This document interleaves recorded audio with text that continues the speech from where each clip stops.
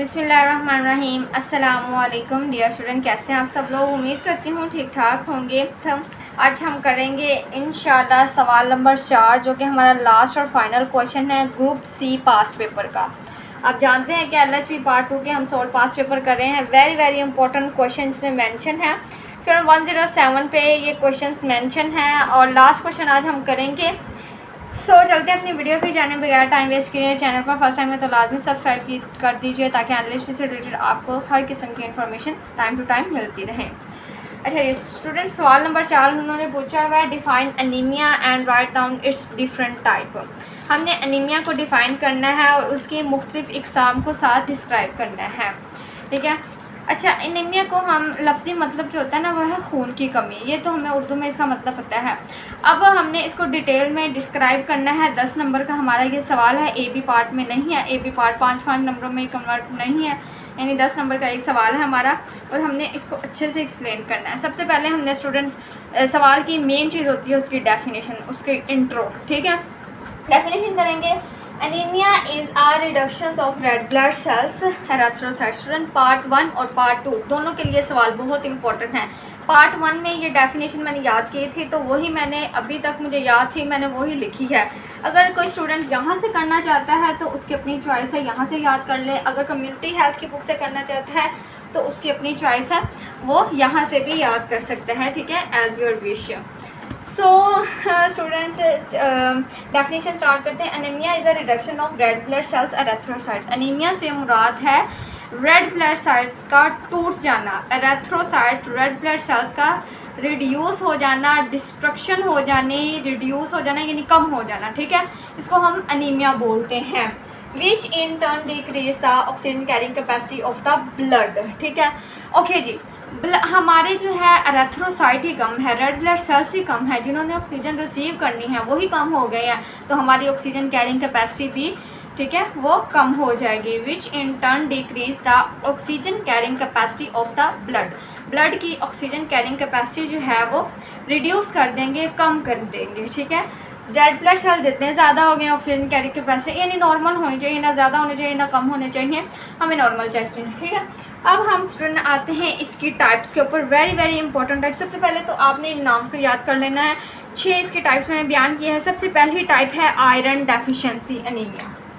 पहली जो है वो है आयरन डेफिशिएंसी एनीमिया। दूसरी है vitamin B12 deficiency anaemia, okay.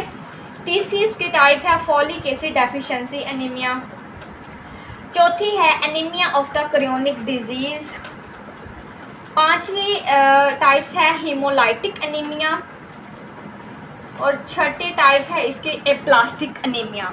इन सारी टाइप्स को आपने अच्छे से जो याद कर लेना है। अब मैं आपको समझाती हूँ कि ये जो टाइप्स हैं इसका क्या मतलब है। आयरन डेफिशिएंसी एनीमिया किसको कहते हैं, विटामिन B12 एनीमिया कैसे होता है, ठीक है, क्रोनिक डिजीज़ से एनीमिया कैसे होता है, एप्लास्टिक एनीमिया क्या होता है, इन सारी चीज़ों का आपको पता होना बहुत ज़रूरी है। So iron deficiency anemia is the most common type of anemia and it is caused by the lack of iron in the body. जब बॉडी में आयरन का लेवल कम हो जाएगा ना, ठीक है, तो वो आयरन डेफिशिएंसी एनीमिया कहलाएगा। आयरन हम किन चीज़ों में है, साथ साथ हमने इसको ट्रीट भी तो करना है ना। आयरन हमें पता है कि ग्रीन वेजिटेबल्स में है, बीन्स में है, वो चीज़ें हमने ज़्यादा यूज़ करनी है जिसमें आयरन की मकदार ज़्यादा हो, ठीक है। ये मोस्ट कॉमन टाइप है, प्रेगनेंसी में इस तरह हो जाता है एनीमिया। इसीलिए तो उन्होंने सवाल पूछा है पार्ट 1 में भी पार्ट 2 में भी कि प्रेगनेंसी से रिलेटेड हमारा ये कोर्स चल रहा है, तो एनीमिया अगर पेशेंट को हो जाता है किस तरह ट्रीट करना है। तो स्टूडेंट हमने मिल्क उसको सजेस्ट करना है, योगर्ट, जिन चीज़ों में आयरन की मकदार ज़्यादा होगी ना वो चीज़ें वो खाएगी तो उसकी ये डेफिशिएंसी पूरी हो जाएगी। दूसरी टाइप है जी vitamin B12 deficiency anaemia. Vitamin B12 is an others nutrient that is essential for making the red blood cell. Student vitamin B12 very very important nutrients है जो कि रेड ब्लड सेल्स को बनाता है, ठीक है। If you don't get enough vitamin B12 you can develop anaemia deficiency of vitamin B12। अगर हम विटामिन B12 अच्छी मिकदार में नहीं लेते, अगर हम यूज़ नहीं करते, यूटिलाइज नहीं करते, नहीं वो न्यूट्रिएंट्स इनटेक करते हैं, तो हमें अच्छी खासी जो है विटामिन B12 की कमी हो जाएगी, जो कि एक्चुअली जो है वो एनीमिया है, ठीक है, खून की कमी है। तीसरी टाइप है students folic acid deficiency anaemia. Pregnancy में हम फॉलिक एसिड पहले ट्राइमेस्टर में क्यों सजेस्ट करते हैं, ताकि पेशेंट को जो है वो एनीमिया ना हो, खून की कमी ना हो। Folic acid is a B vitamin that is importance for making DNA। Folic acid किस लिए ज़रूरी होता है स्टूडेंट? बेबी का DNA मेक करने के लिए, उसकी ओवरऑल बॉडी को बनाने के लिए फॉलिक एसिड की ज़रूरत होती है। मदर को इसलिए जो है एनीमिया हो जाता है, खून की कमी हो जाती है, क्योंकि फॉलिक एसिड उसके अंदर फॉलिक एसिड की कमी हो रही होती है। इसके अलावा बच्चे को, माँ को, दोनों को कॉम्प्लिकेशंस हो सकती हैं। If you don't get enough folic acid you can develop folic acid deficiency anaemia, simple. Okay, चौथी टाइप है students anaemia of the chronic disease. Chronic disease कैसी हो, कौन कौन सी हो सकती हैं? किडनी डिजीज़ हो सकती है, कैंसर डिजीज़ हो सकती है, ठीक है। कोई भी ऐसी डिजीज़ है जो कि बहुत क्रोनिक है, डेंजरस है, तो इस वजह से खून की कमी हो सकती है, ठीक है। किडनी प्रॉब्लम जिनको है, किडनी का इन्फेक्शन है या किडनी फेलियर है, तो उनमें खून की जो प्रोडक्शन है वो डिक्रीज़ हो जाती है, बहुत ही कम हो जाती है। तो आपको पता है इससे जो है एनीमिया हो सकता है। ओके जी, पांचवी टाइप है haemolytic anaemia. This type of anaemia occur when the red blood cells are destroyed too quickly. Haemolytic means जब रेड ब्लड सेल्स बहुत जल्दी से टूटने लग जाएंगे ना, तो वो हीमोलाइटिक एनीमिया कहलाएगा।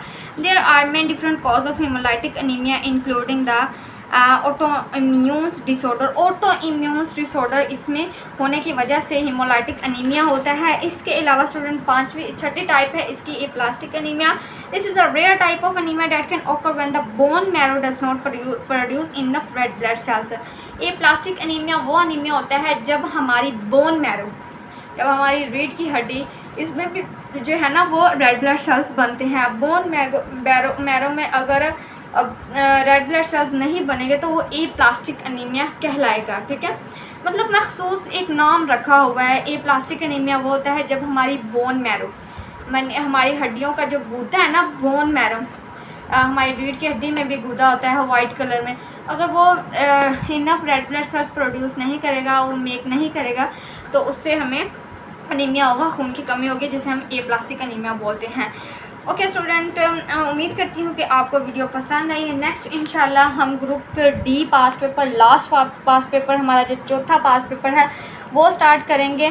तो जुड़े रहिए चैनल के साथ। चैनल पर फर्स्ट टाइम है तो लाजमी सपोर्ट कीजिए।